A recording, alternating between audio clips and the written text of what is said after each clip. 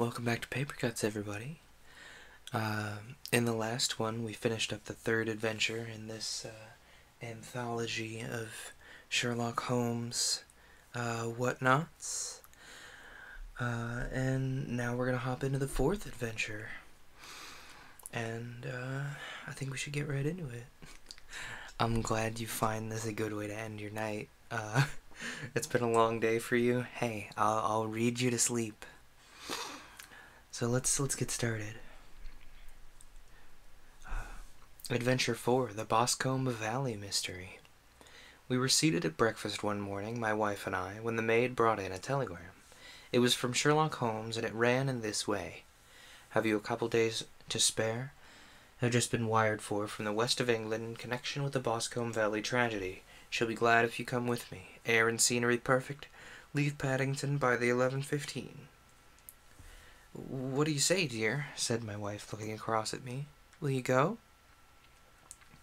"I don't really know what to say. I have a fairly long list at present." "Oh, and Struther would do your work for you. You've been looking a little pale lately. I think the change would do you good, and you're always so interested in Sherlock Holmes's cases." "I should be ungrateful if I were not, seeing what I gained through one of them," I answered. "But if I am to go, I must pack at once, for I only have half an hour." It may not actually be you guys' Twitch lagging. It might be my OBS having trouble, which is weird because it normally doesn't have this problem. I've very specifically tailored things to work correctly. Give me a hot and spicy second before we hop back into the book. Also, fair warning, for people who are used to the nicely edited stream VODs, that may change, because I want to have words on screen, and it's a little easier for me to just do this. I have a bunch of stuff running in the background, because Adobe is dumb and has the world's largest pile of things. What else do I not need running? Adobe Acrobat Update Service. You don't need to be running. The Creative Commons or whatever for Adobe doesn't need to be running. Big on. What else? What else is running? Microsoft Office doesn't need to be running. Microsoft Store doesn't need to be running. Adobe, can you please not have like 500 tasks running on my computer at once? Yeah, it may or may not be on you guys' end. I'm trying to clean things up on my computer. Alright, that's all the things I can clean up on my end, processor-wise.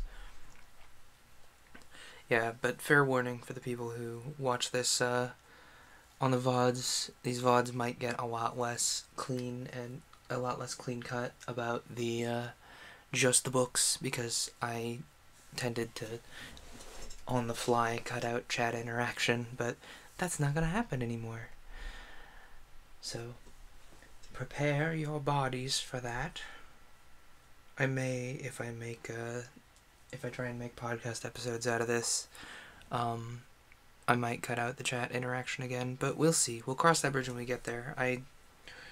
It would be a lot of hoop jumping to make this a podcast properly, because we have so many episodes on backlog.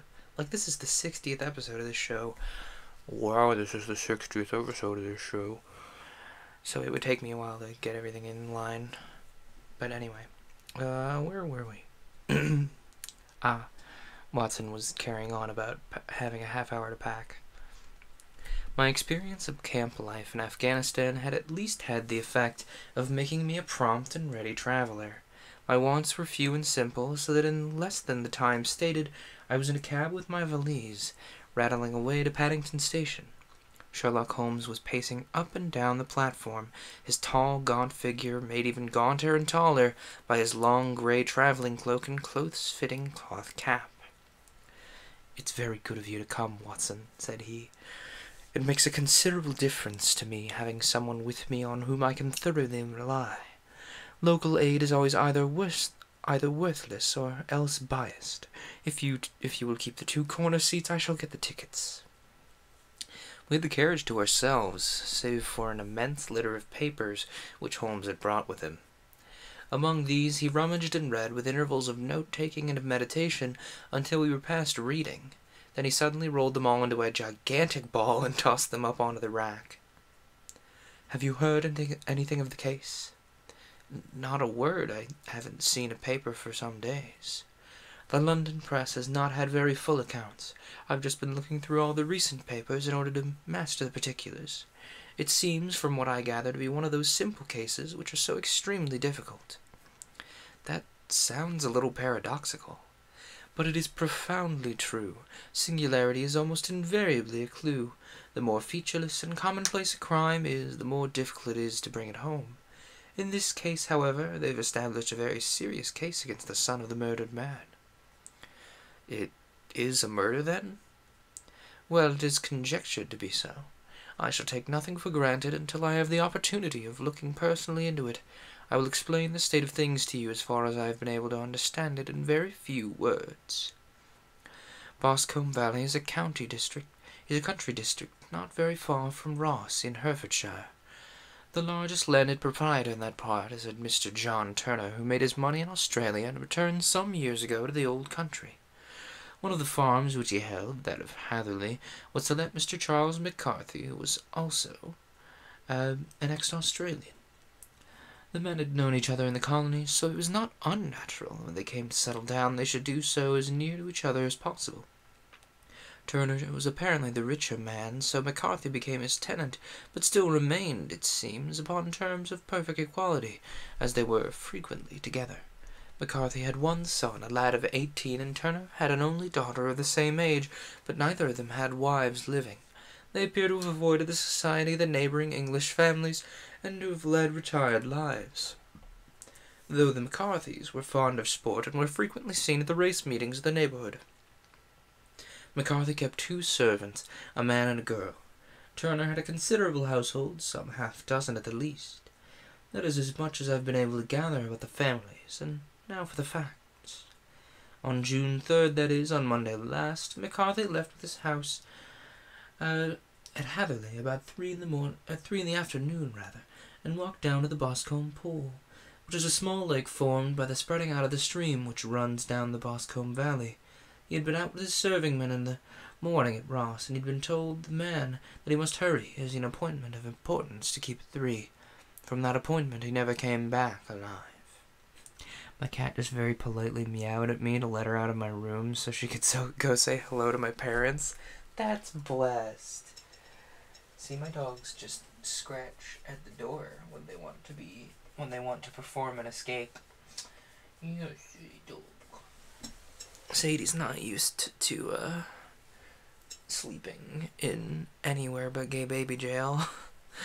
So I'm trying to learn her to sleep next to me, because it's always pleasant to have a dog or a cat or just some sort of companionship in your life.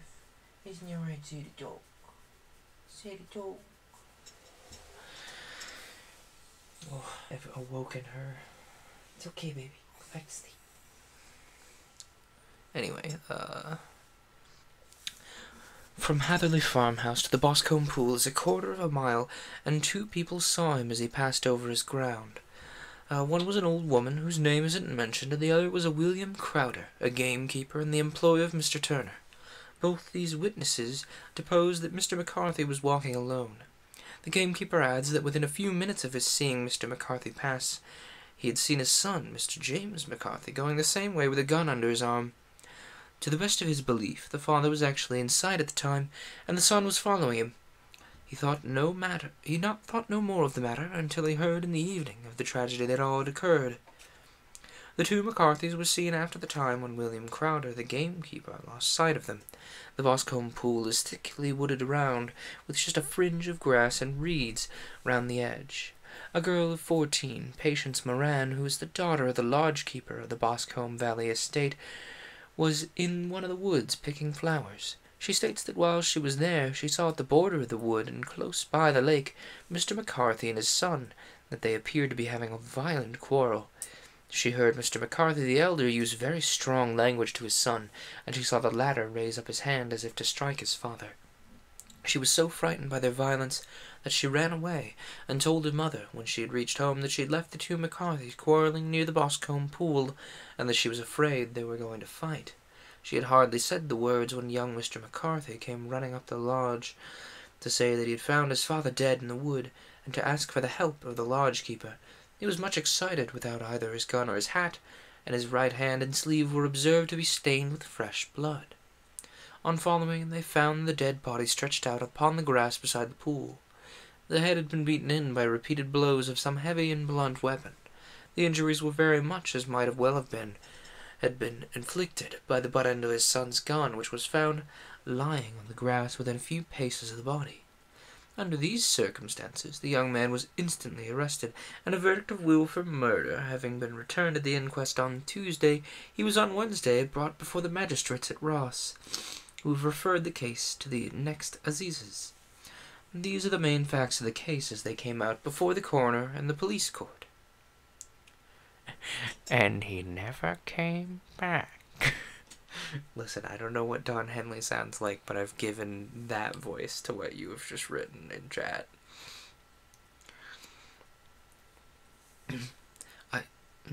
She tippy-taps sometimes, but she's super talkative, so she's got no issue yelling at me. That's blessed. Sadie is really only talkative when she's barking at the local ghosts. Don't you, Doggo? Yes. Luna's been sleeping on my bed a lot recently, and I'm big heart eyes. Yeah! Like, my little brother has the other dog in the house, Frank, sleep on his bed, and I'm like... And Sadie is, like, ostensibly the family's dog, but also she's kind of my dog. And so I have her sleep with me for my second sleep, because I sleep for 4 hours right when I get home from work, and then I wake up, and then I am up until like 3 a.m., and then I sleep for another 4 hours. So for that second chunk of 4 hours, I have Sadie Dog with me. You're probably super far behind, so I'm gonna BRB and change your Wi-Fi up. Good luck! Anyway, where was I? Watson was about to speak. I could hardly imagine a more damning case, I remarked. If ever circumstantial evidence pointed to a criminal, it does so here. Circumstantial evidence is a very tricky thing, answered Holmes thoughtfully. It may seem to point very straight to one thing, but if you shift your point of view a little, you may find it pointing in an equally uncompromising manner to something entirely different. It must be confessed, however, that the case looks exceedingly grave against the young man, and it's very possible that he's indeed the culprit.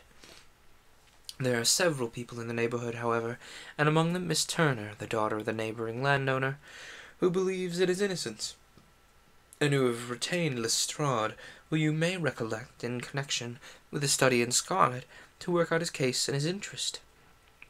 Lestrade, being rather puzzled, has referred the case to me, and hence it is that two middle-aged gentlemen are flying westward at 50 miles an hour instead of quietly digesting their breakfasts at home. I'm afraid that the facts are so obvious you'll find little credit to be gained out of the case, Holmes. There's nothing more deceptive than an obvious fact, he answered, laughing. Besides, we may chance to hit upon some other obvious facts which may have been by no means obvious to Mr. Lestrade. You know me too well to think that I am boasting when I say I shall either confirm or destroy his theory by means which he is quite incapable of employing or even of understanding. To take the first example to hand, I very clearly perceive that in your bedroom the window is upon the right-hand side, and yet I question whether Mr. Lestrade would have noted even so self-evident a thing as that. How on earth? My dear fellow, I know you well. I know the military neatness which characterizes you. You shave every morning, and in this season you shave by the sunlight, but since your shaving is less and less complete as we get farther back on the left side, until it becomes positively slovenly as we get round the angle of the jaw, it's very clear that the side is less illuminated than the other. I couldn't imagine a man of your habits looking at himself in an equal light and being satisfied with such a result. I only quote this as a trivial example of observation and inference. Therein lies my métier, and it is just possible that it may be of some service in the investigation which lies before us. There are one or two minor points which were brought out in the inquest and which are worth considering.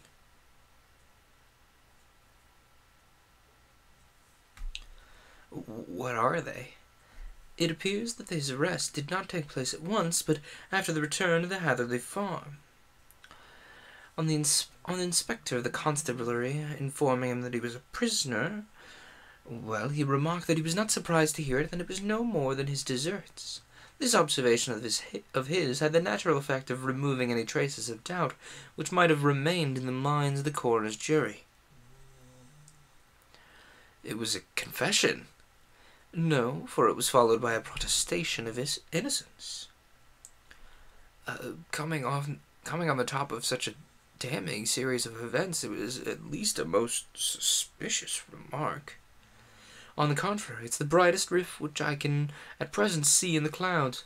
However innocent he might be, he could not be such an absolute imbecile as to not see the circumstances were very black against him.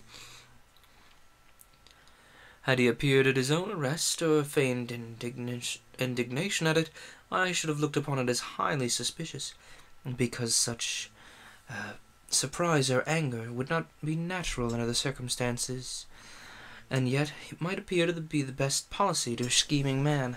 His frank acceptance of the situation marks him as either an innocent man, or else as a man of considerable self-restraint and firmness. As to his remark about his deserts, it was also unnatural if you consider that he stood beside the dead body of his father. There is no doubt that he had that very day so far forgotten his filial duty as to bandy words with him, and even, according to the little girl whose evidence is so important, to raise his hand as if to strike him. The self-reproach and contrition which are displayed in this remark appear to me to be the signs of a healthy mind rather than of a guilty one. Don Henley is a musician or singer. I'm referencing New York Minute. Oh. Okay. Oh. Okay. Now I have something to look up. Thank you very much.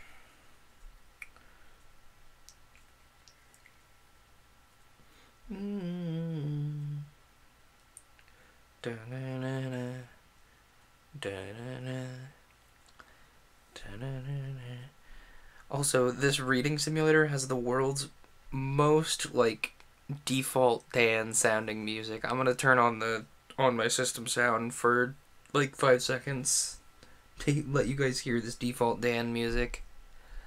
Hang on. Listen to this default Dan music. Oh, okay, Ghost Gardens. Well, I hope you sleep well. Enjoy your snooze, and I'm glad you dropped in.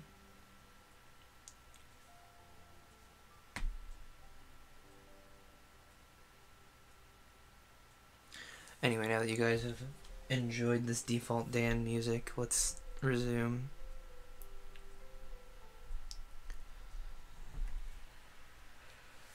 I shook my head. Many men have been hanged on far slighter evidence. So they have, and many men have been wrongfully hanged. What's the young man's own account of the matter? It is, I am afraid, not very encouraging to his supporters, though there are one or two points in which are suggestive. You'll find it here, and may read it for yourself. He picked out from his bundle a copy of the local Herefordshire paper, and having turned down the sheet, he pointed out the paragraph in which the unfortunate young man had given his own statement of what had occurred.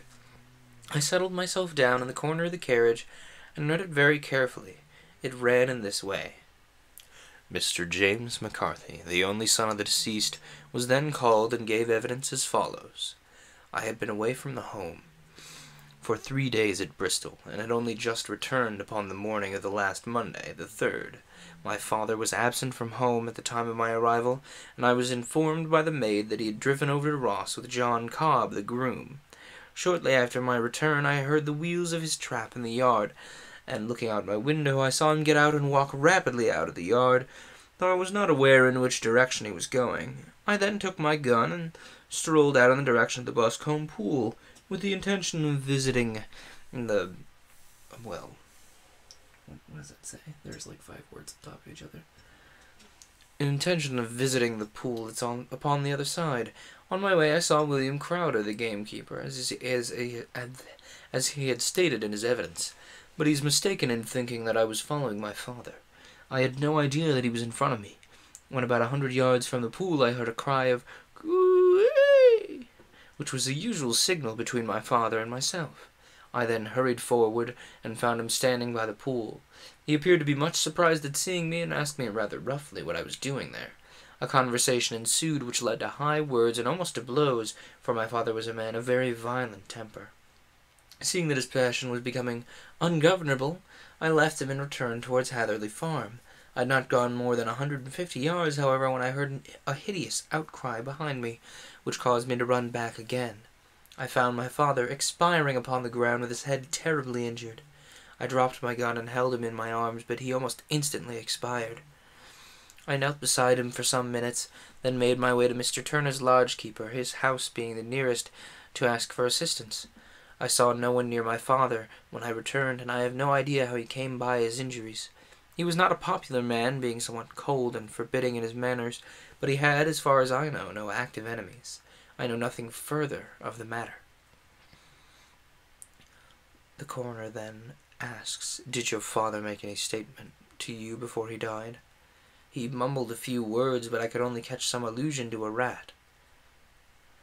What did you understand by that? It conveyed no meaning to me. I thought he was delirious. What was the point upon which you and your father had this final quarrel? I should prefer not to answer.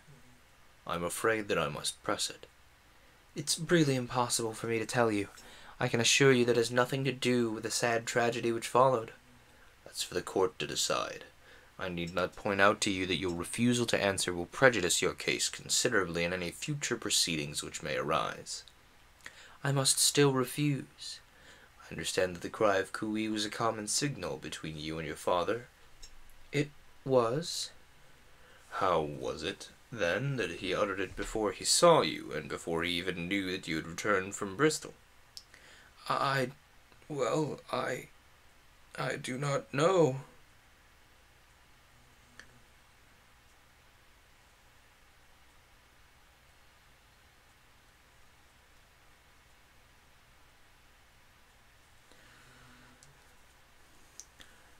Did you see nothing which aroused your suspicions when you returned on hearing the cry and found your father fatally injured? Nothing definite. What do you mean? I was so disturbed and excited as I rushed out into the open that I could think of nothing except my father, and yet I have a vague impression that as I ran forward something lay upon the ground to the left of me. It seemed to be something grey in colour, a coat of some sort, or plaid some, perhaps. When I rose from my father I looked round for it, but it was gone. Do you mean that it disappeared before you went for help? Yes, it was gone. You cannot say what it was? No, I had a feeling something was there. How far from the body? 12 yards or so. And how far from the edge of the wood? About the same. Then if it was removed while you were within 12 yards of it? Yes, but with my back towards it. This concluded the examination of the witness. I see, I said as I glanced down the column, that the coroner in his concluding remarks was rather severe upon young McCarthy. He calls attention, and with reason, to the discrepancy about his father having signalled to him before seeing him, and also to his refusal to give details of his conversation with his father and his singular account of his father's dying words. They are all, as he remarks, very much against the son. Holmes laughed softly to himself, and stretched himself out upon the cushioned seat. Both you and the coroner have been at some pains to single out the very strongest points in the young man's favour.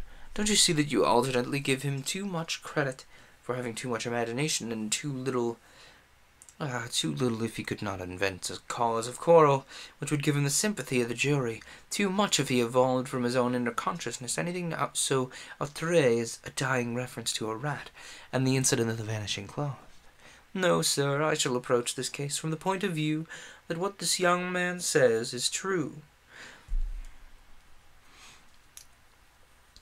And we shall see whether that hypothesis will lead us. And now here is my pocket Petrarch, and not another word shall I say of this case until we are on the scene of action. We lunch at Swindon, and I see that we shall be there in 20 minutes. It was nearly 4 o'clock when we last, after passing through the beautiful Strahd Valley and over the broad gleaming Severn, found ourselves at the pretty little country town of Ross. A lean, ferret-like man, furtive and shy-looking, was waiting for us upon the platform. In spite of the light brown dust coat and leather leggings which he wore in deference to his rustic surroundings, I had no difficulty in recognizing Lestrade of Scotland Yard. With him we drove to the Hereford Arms, where a room had already been engaged for us.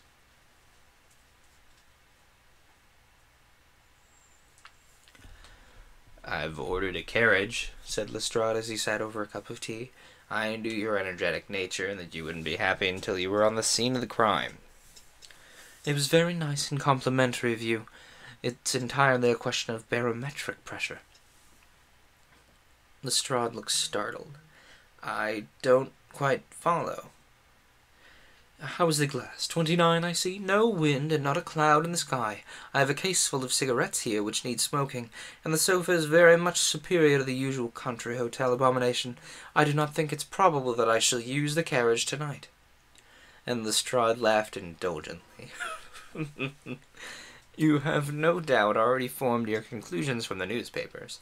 The case is plain as a pikestaff, and the more one goes into it, the plainer it becomes. Still, of course, one can't refuse a lady, and such a positive one, too. She's heard of you, and would have your opinion, though I repeatedly told her that there was nothing which she could do which I had not already done. Why, bless my soul, here's her carriage at the door." And he'd hardly spoken before there rushed into the room one of the most lovely young women that I've ever seen in my life. Her violet eyes shining, her lips parted, a pink flush upon her cheeks, all thought of her natural reserve lost in her overpowering excitement and concern. "Oh, Mr. Sherlock Holmes," she cried, glancing from one to the other of us, and finally, with a woman's quick intuition, fastening upon my companion, "I'm so glad that you've come. I've driven down to tell you so. I know that James didn't do it, I know it, and I want you to start upon your work knowing it too. Never let yourself doubt upon that point. We've known each other since we were little children, and I know his faults as no one else does. But he's too tender-hearted to hurt a fly. Such a change is absurd to anyone who really knows him." "I hope we may clear him, Miss Turner. You may rely upon my doing all that I can." "But you've read the evidence. You've formed some conclusion. Do you not see some loophole, some flaw? Do you not yourself think that he's innocent?" "I think that it's very probable." "There now," she cried, throwing back her head and looking defiantly at Lestrade. "You hear, he gives me hopes." Lestrade shrugged his shoulders. "I'm afraid that my colleague has been a little quick in forming his conclusions." "But he's right. Oh, I know that he's right. James never did it. And about his quarrel with his father, I'm sure that the reason why he would not speak about it to the coroner was because I was concerned in it." "In what way?" "It's no time for me to hide anything. James and his father had many disagreements about me. Mr. McCarthy was very anxious that there should be a marriage between us. James and I have always loved each other as brother and sister, but of course he is young and has seen so very little of life yet, and, well, naturally he didn't wish to do anything like that yet, so there were quarrels, and this, I'm sure, is one of them." "And your father, was he in favour of such a union?" "No, he was averse to it also. No one but Mr. McCarthy was in favour of it." A quick blush passed over her fresh young face, as Holmes shot one of his keen, questioning glances at her. "Thank you for the information. May I see your father if I call tomorrow?" "I'm afraid the doctor won't allow it." "The doctor?" "Yes, have you not heard? Poor father has been strong for years back, but this has broken him down completely. Or rather, he's never been strong for years back, but this has broken him down completely. He's taken to his bed, and Dr. Willows says that he's a wreck and that his nervous system is shattered. Mr. McCarthy was the only man alive who'd known Dad in the old days in Victoria." "In Victoria? That's important." "Yes, at the mines." Quite so. At the gold mines where, as I understand, Mr. Turner made his money. Yes, certainly. Thank you, Miss Turner. You've been of material assistance to me. You will tell me if you have any news tomorrow. No doubt you'll go to the prison to see James. Oh, if you do, Mr. Holmes, do tell him that I know him to be innocent. I will, Miss Turner. I must go home now, for Dad is very ill, and he misses me so if I leave him. Goodbye, and may God help you in your undertaking. She hurried from the room as impulsively as she had entered, and we heard the wheels of her carriage rattle off down the street. I'm ashamed of you, Holmes, said Lestrade with dignity after a few minutes' silence. Why would you raise up hopes for which you are bound to disappoint? I'm not overly tender of the heart, but I call that cruelty. I think that I see my way to clearing James McCarthy. Have you an order to see him in prison? Yes, but only for you and me. Then I shall reconsider my resolution about going out. We still have time to take a train. Oh, pardon me. Then I shall reconsider my resolution about going out. We still have time to take a train to Hereford and see him tonight. Ample time. Then let us do so. Watson, I fear that you'll find it very slow, but I shall only be away a couple of hours. I walked down to the station with them, and then wandered through the streets of the little town, finally returning to the hotel, where I lay upon the sofa and tried to interest myself in a yellow-backed novel. The puny plot of the story was so thin, however, when compared to the deep mystery through which we were groping, and I found my attention wander so continually from the action to the fact that at last I flung it across the room and gave myself up entirely to a consideration of the events of the day. Supposing that this unhappy young man's story were absolutely true, then what hellish thing, what absolutely unforeseen and extraordinary calamity would have occurred between the time when he parted from his father and the moment when, drawn back by his screams, he rushed into the glade? It was something terrible and deadly. What could it be? Might not the nature of the injuries reveal something to my medical instincts? I rang the bell and called for the weekly county paper, which contained a verbatim account of the inquest. In the surgeon's deposition it was stated that the posterior third of the left parietal bone and the left half of the occipital bone had been shattered by a heavy blow from a blunt weapon. I marked the spot upon my own head. Clearly a blow must have been struck from behind. That was, to some extent, in favor of the accused, as when seen quarreling he was face to face with his father. Still, it didn't go for very much, for the older man might have turned his back before the blow fell. Still, it might be worthwhile to call Holmes's attention to it. Then there was the peculiar reference, that is, as he died, to a rat. What could that mean? It couldn't be delirium. A man dying from a sudden blow doesn't commonly become delirious. No, it was more likely to be an attempt to explain how he met his fate. But what could it indicate?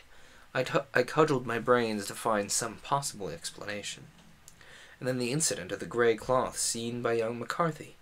If that were true, the murderer must have dropped some part of his dress, presumably in his overcoat, in his flight, and must have had the hardihood to return and carry it away at the instant when the sun was kneeling with his back turned, not a dozen paces off. What a tissue of mysteries and improbabilities the whole thing was. I didn't wonder at Lestrade's opinion, and yet I had so much faith in Sherlock Holmes's insight that I could not lose hope as long as every fresh fact seemed to strengthen his conviction of young McCarthy's innocence. It was very late before Sherlock Holmes returned. He came back alone, for Lestrade was staying in the lodgings in town. The glass still keeps very high, he remarked as he sat down. It is of importance that it should not rain before we are able to go over the ground. On the other hand, a man should be at his very best and keenest for work such as that. Oh, sorry, I'm getting interrupted by my dog. Say the dog. It's okay, Papa. It's alright. Yeah, take it easy. Yeah. We're all good. Anyway, where was I? I was talking about the glass. On the other hand, a man should be at his very best and keenest for such nice work as that, and I did not wish to do it when, exhausted by such a long journey. I've seen young McCarthy.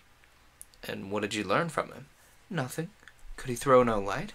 Not at all. I was inclined to think that at one time he knew who had done it and was screening him or her, but I'm convinced that now he's as puzzled as everyone else. He's not a very quick-witted youth, all comely to look at, and I should think sound at heart.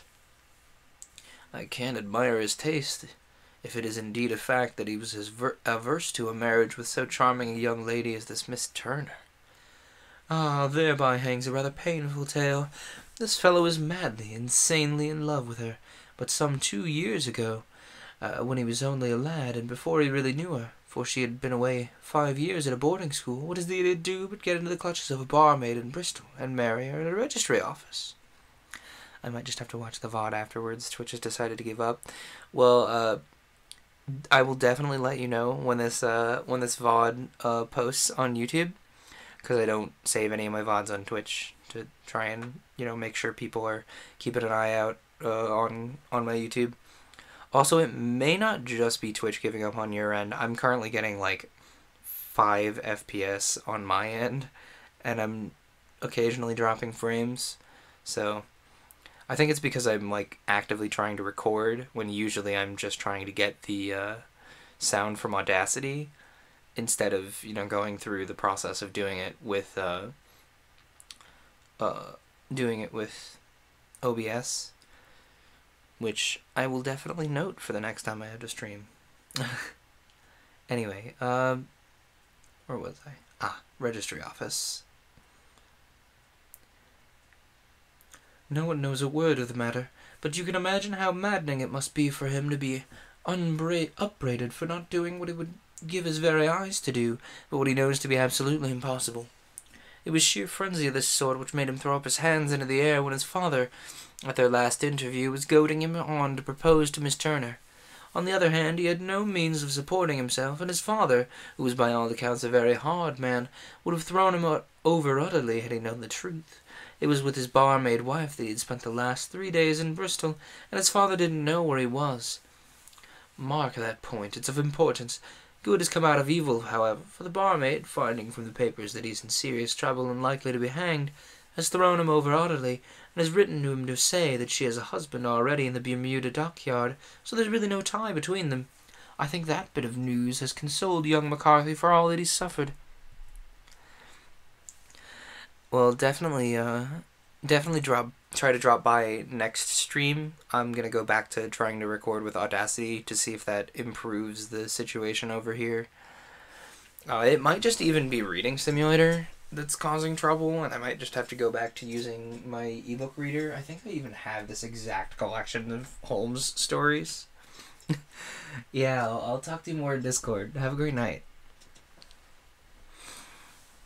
That's where we are. But if he's innocent, who's done it? Who? I would call your attention very particularly to 2 points. One is that the murdered man had an appointment with someone at the pool, and that the someone could not have been his son, for his son was away, and he didn't know when he would return. The second is that the murdered man was heard to cry "coo-ee" before he knew that his son had returned. Those are the crucial points upon which the case depends. And now let's talk about George Meredith, if you please, and we shall leave all minor matters until tomorrow. There was no rain, as Holmes had foretold, and the morning broke bright and cloudless. At 9 o'clock Lestrade called for us with a carriage, and we set off for Hatherley Farm and the Boscombe Pool. There's serious news this morning. It's said that Mr. Turner of the Hall is so ill that his life is despaired of. An elderly man, I presume? About 60, but his constitution has been shattered by his life abroad, and he's been in failing health for some time. This business has had a very bad effect upon him. He was an old friend of McCarthy's, and may I add, a great benefactor to him, for I've learned that he gave Hatherley Farm rent-free. Indeed, that's very interesting. Oh yes, in 100 other ways he's helped him. Everybody about here speaks of his kindness to him. Really, it does not strike you as a little singular that this McCarthy, who appears to have had little of his own, and to have been under such obligations to Turner, should still talk of marrying his son to Turner's daughter, who is presumably heiress to the estate, and in such a very cocksure as if it were merely a case of proposal and all else would follow, It's the more strange since we know that Turner himself was averse to the idea. The daughter told us as much. Did you not deduce something from that? We've got to the deductions and the inferences, said Lestrade, winking at me. I find it hard enough to tackle facts, Holmes, without flying away after theories and fancies. You're right, you do find it very hard to tackle the facts. Anyhow, I've grasped one fact which you seem to find it difficult to get hold of. And that is that McCarthy Sr. met his death from McCarthy Jr., and all theories to the contrary are the merest moonshine. Well, moonshine is a brighter thing than fog. But I'm very much mistaken if this is not Hatherley Farm upon the left. Yes, that it is. It was a widespread, comfortable-looking building. 2-storied, slate-roofed, with great yellow blotches of lichen upon the grey walls. The drawn blinds and the smokeless chimneys, however, gave it a stricken look, as though the weight of this horror still lay heavy upon it. We called at the door when the maid, at Holmes's request, showed us the boots which her master wore at the time of his death, and also a pair of the son's, though not the pair which he then had. Having measured very carefully from 7 or 8 different points, Holmes desired to be led to the courtyard, where we all followed the winding track which led to Boscombe Pool. Sherlock Holmes was transformed when he was hot upon such a scent as this. Men who had only known the quiet thinker and logician of Baker Street would have failed to recognize it. His face flushed and darkened, his brows were drawn into 2 hard black lines, while his eyes shone out from beneath them with a steely glitter. His face was bent downward, his shoulders bowed, his lips compressed, and the veins stood out like whipcord in his long, sinewy neck. His nostrils seemed to dilate with a purely animal lust for the chase, and his mind was so absolutely concentrated upon the matter before him that a question or remark fell unheeded upon his ears, or at the most only provoked a quick, impatient snarl in reply. Swiftly and silently he made his way along the track which ran through the meadows, and so by the way of the woods to the Boscombe Pool. It was damp, marshy ground, as is all that district, and there were marks of many feet, both upon the path and amid the short grass which bounded it on either side. Sometimes Holmes would hurry on, sometimes stop dead, and once he made quite a little detour into the meadow. Lestrade and I walked behind him, the detective indifferent and contemptuous, while I watched my friend with the interest which sprang from the conviction that every one of his actions was directed toward a definite end. The Boscombe Pool, which is a little reed-girt sheet of water some 50 yards across, is situated at the boundary between the Hatherley Farm and the private park of the wealthy Mr. Turner. Above the woods which lined it upon the farther side, we could see the red jutting pinnacles which marked the side of the rich landowner's dwelling. On the Hatherley side of the pool, the woods grew very thick, and there was a narrow belt of sodden grass 20 paces between the edge of the trees and the reeds which lined the lake. Lestrade showed us the exact spot at which the body had been found, and indeed so moist was the ground that I could plainly see the traces which had been left by the fall of the stricken man. To Holmes, as I could see by his eager face and peering eyes, very many other things were to be read upon the trampled grass. He ran around like a dog who was picking up a scent, and then he turned upon my companion. "What did you go to the pool for?"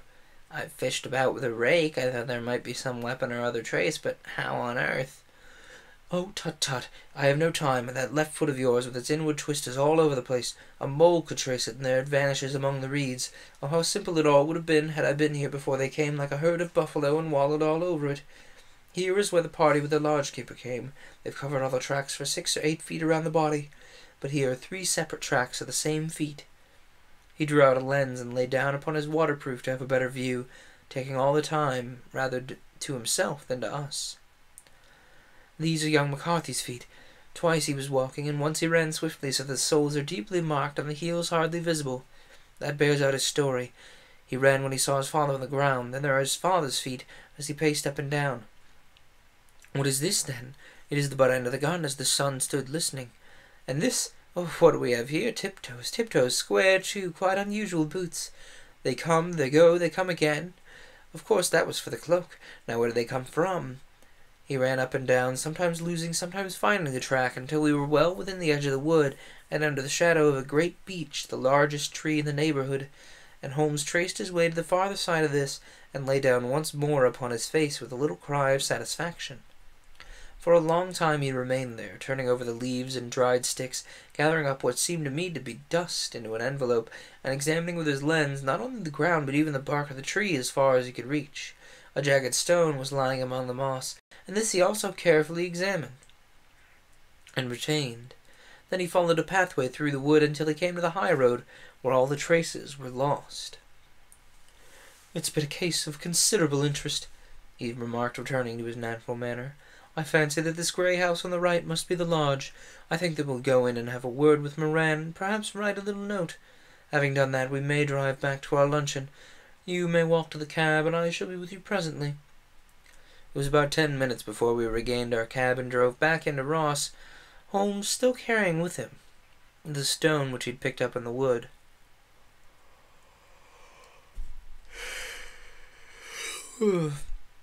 "This may interest you, Lestrade," he remarked, holding it out. "The murder was done with it." "I see no marks." "There are none." "How do you know, then?" "The grass was growing under it. It had only lain there a few days. There was no sign of a place whence it had been taken. It corresponds with the injuries. There is no sign of any other weapon." "And the murderer?" "Is a tall man, left-handed, limps with the right leg, wears thick-soled shooting boots and a grey cloak, smokes Indian cigars, uses a cigar holder, carries a blunt penknife in his pocket. There are several other indications, but these may be enough to aid us in our search." "I'm afraid that I'm still a skeptic. The theories are all very well, but we have to deal with a hard-headed British jury." "Nous verrons. You work your own method, I shall work mine. I shall be busy this afternoon, and then probably return to London by the evening train." "And leave your case unfinished?" "No, finished." "But the mystery?" "It's solved." "Who was the criminal, then?" "The gentleman I describe." "But who is he?" "Surely it would not be difficult to find out. This is not such a populous neighbourhood." "I am a practical man, and I really cannot undertake to go about the country looking for a left-handed gentleman with a game leg. I should become the laughing-stock of Scotland Yard." "All right, I've given you the chance. Here are your lodgings. Goodbye. I shall drop you a line before I leave." Having left Lestrade at his rooms, we drove to our hotel, where we found lunch upon the table. Holmes was silent and buried in thought, with a pained expression upon his face, as one who finds himself in a perplexing position. "Look here, Watson," he said when the cloth was cleared. "Just sit down in this chair and let me preach to you for a little while. I don't quite know what to do, and I should value your advice. Light a cigar and let me expound." Pray do so." "Well now, in considering this case, there are 2 points about young McCarthy's narrative, which struck us both instantly, although they impressed me in his favour and you against him. One was the fact that his father should, according to his account, cry cooey before seeing him. The other was his singular dying reference to a rat. He mumbled several words, you understand, but that was all that caught the son's ear. Now from this double point our research must commence, and we begin it by presuming that what the lad says is absolutely true." "What of the cooey, then?" "Well, obviously it couldn't have been meant for the son. The son, as far as he knew, was in Bristol. It was mere chance that he was within earshot. The cooey was meant to attract the attention of whoever it was at the appointment with, but cooey is a distinctly Australian cry, and one which is used between Australians. There's a strong presumption that the person whom McCarthy expected to meet him at Boscombe Pool was someone who had been in Australia." "What of the rat, then?" Holmes took a folded paper from his pocket and flattened it out on the table. "This is a map of the colony of Victoria. I wired to Bristol for it last night." He put his hand over part of the map. "What do you read?" "A rat. And now," he raised his hand, "Ballarat." "Ballarat." "Quite so. That was the word the man uttered, and of which his son only caught the last 2 syllables. He was trying to utter the name of his murderer, so-and-so of Ballarat." "It's wonderful." "It's obvious. And now you see I'd narrow the field down considerably. The possession of a grey garment was a third point, which, granting the son's statement to be correct, was a certainty. We have come now out of mere vagueness to the definite conception of an Australian from Ballarat with a grey cloak. Certainly. And one who was at home in the district, for the pool can only be approached by the farm or the estate, where strangers would hardly wander. Quite so.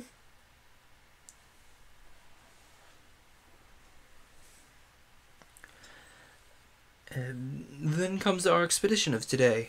By an examination of the ground, I gained the trifling details which I gave to that imbecile Lestrade as to the personality of the criminal. But how did you gain them? You know my method is founded upon the observation of trifles. His height I know that you might roughly judge from the length of his stride. His boots, too, might be told from their traces. Yes, they were peculiar boots. But his, lameness? The impression of his right foot was always less distinct than his left. He put less weight upon it. Why? Because he limped. But his left-handedness? You were yourself struck by the nature of the injury as recorded by the surgeon at the inquest. The blow was struck from immediately behind, and yet was upon the left side.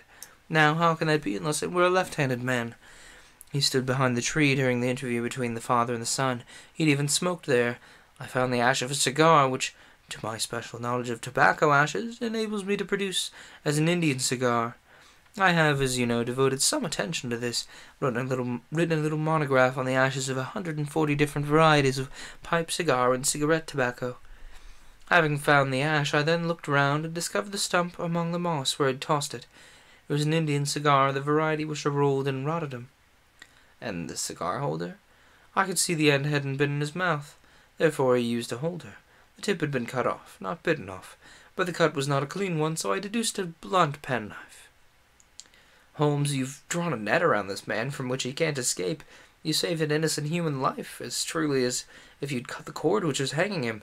I see the direction in which all this points. The culprit is Mr. John Turner, cried the hotel waiter, opening the door of our sitting room and ushering in a visitor. The man who entered was a strange and impressive figure. His slow, limping step and bowed shoulders gave the appearance of decrepitude, and yet his hard, deep-lined, craggy features and his enormous limbs showed that he was possessed of unusual strength of body and of character. His tangled beard, grizzled hair, and outstanding, drooping eyebrows combined to give an air of dignity and power to his appearance, but his face was of an ashen white, while his lips and the corner of his nostrils were tinged with the shade of blue.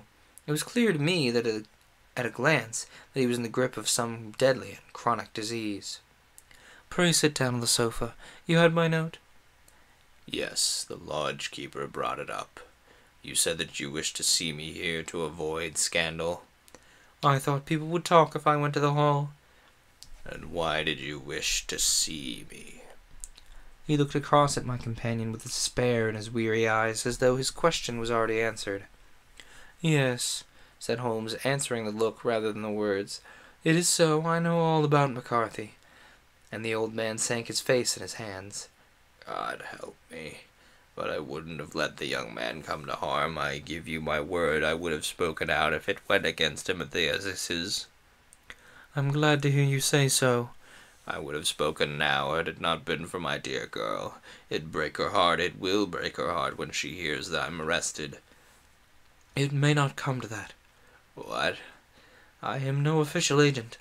I understand that it was your daughter who required my presence here, and I'm acting in her interests. Young McCarthy must be cut off, however. I'm a dying man. I've had diabetes for years. My doctor says it's a question whether I shall live a month. Yet I would rather die under my own roof than in the jail. Holmes rose and sat down at the table with his pen in his hand and a bundle of paper before him. Just tell us the truth. I shall jot down the facts. You'll sign it, and Watson here can witness it. Then I can produce your confession at the last extremity to save young McCarthy. I promise you that I shall not use it unless it's absolutely needed. It's as well. It's a question whether I shall live to the assizes, so it matters little to me, but I should wish to spare Alice the shock. And I'll make the thing clear to you. It's been a long time in the acting, but will not take me long to tell. You didn't know this dead man, McCarthy. He was devil incarnate. I tell you that. God keep you out of the clutches of such a man as he. His grip has been upon me these 20 years, and he's blasted my life. Oh wait, no, this is still the guy telling his story. Also, stay hydrated, bot has been a blessed boy and reminded me that I require water.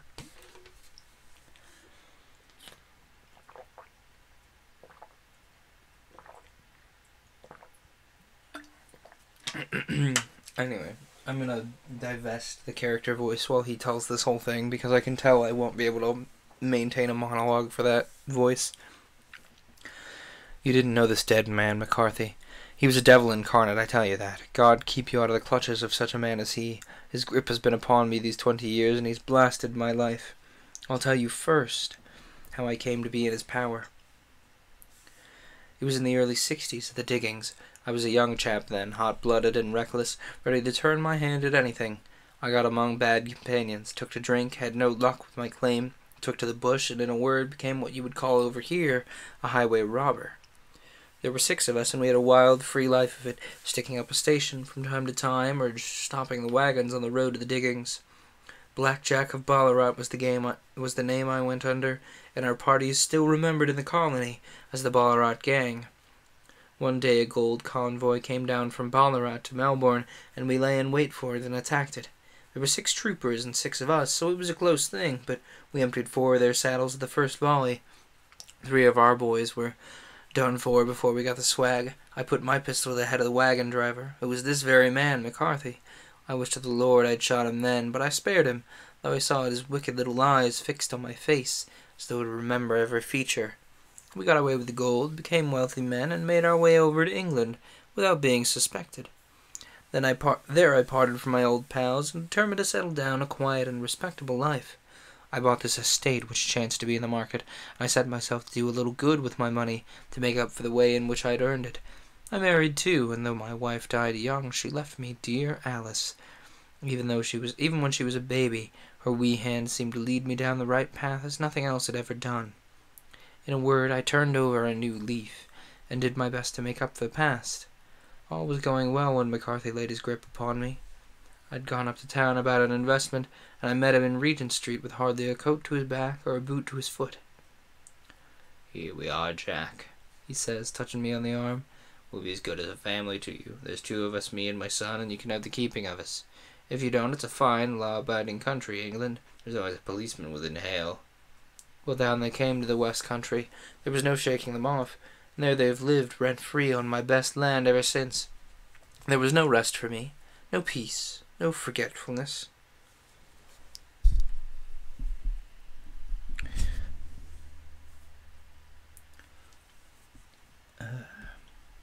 Turn where I would, there was his cunning, grinning face at my elbow. It grew worse as Alice grew up, for he soon saw I was more afraid of her knowing my past than of the police. Whatever he wanted he must have, and whatever it was I gave him without question. Land, money, houses, until at last he asked a thing which I could not give. He asked for Alice. His son, you see, had grown up, and so had my girl, and I was known to be in weak health. It seemed a fine stroke to him that his lad should step into the whole property. But there I was firm. I would not have his cursed stock mixed with mine. Not that I had any dislike to the lad, but his blood was in him, and that was enough. I stood firm. McCarthy threatened. I braved him to do his worst. We were to meet at the pool midway between our houses to talk it over. When I went down there I found him talking with his son, so I smoked a cigar and waited behind a tree until he should be alone. But as I listened to his talk, all that was black and bitter in me seemed to come uppermost. He was urging his son to marry my daughter with as little regard for what she might think as if she were some sort of, slut from off the streets. It drove me mad to think that I, and all that I held most dear, should be in the power of such a man as this. Could I not snap the bond? I was already a dying and desperate man. Though clear of mind and fairly strong of limb, I knew that my own fate was sealed. But my memory and my girl, both could be saved if I could but silence that foul tongue.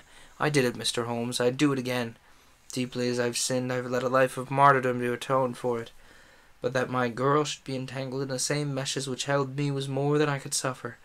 I struck him down with no more compunction and as if he had been some foul and venomous beast.